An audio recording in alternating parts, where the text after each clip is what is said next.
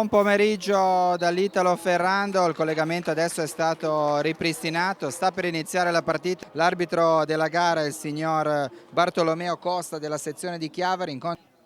Adesso c'è un break di Valenzise, il pallone è buono per Miceli, attenzione al lancio verso Bosio, l'uscita da parte di Grosso e riesce a arpionare un pallone molto difficile il portiere del Genova Calcio. Che al minuto 22 di questo primo tempo la partita è ancora molto equilibrata, si rimane sul punteggio di 0-0, attenzione però adesso al break dei Granata con Miceli che si avvicina all'area di rigore, la conclusione di Miceli, centrale, Grosso controlla senza problemi. Al 34esimo minuto.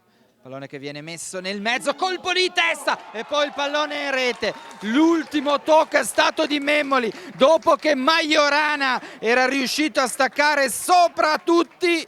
La parata da parte di Scogliamiglio e da due passi Memoli ha messo il pallone dentro. Poi lo va di nuovo a puntare Memoli, arriva al traversone, dall'altra parte ancora Rossi davanti, la carica Rossi.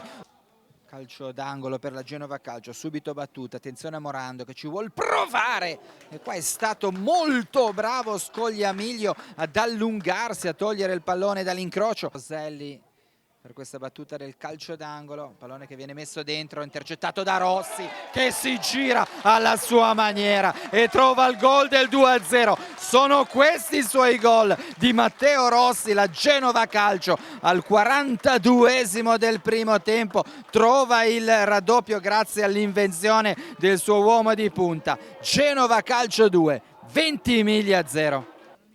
Secondo tempo di Genova Calcio Ventimiglia.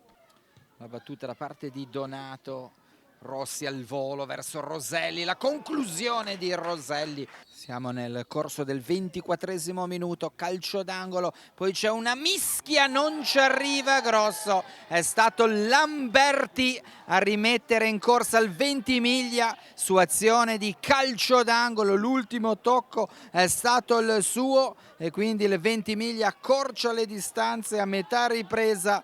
Genova Calcio 2, Ventimiglia 1. Calcio di punizione per il Ventimiglia, 50 minuti, Carriello ha provato la conclusione con la sfera che è finita alta di 1 metro proprio nel momento in cui l'arbitro decreta la fine dell'incontro. Con un po' di sofferenza nel finale la Genova Calcio ha battuto il Ventimiglia per 2-1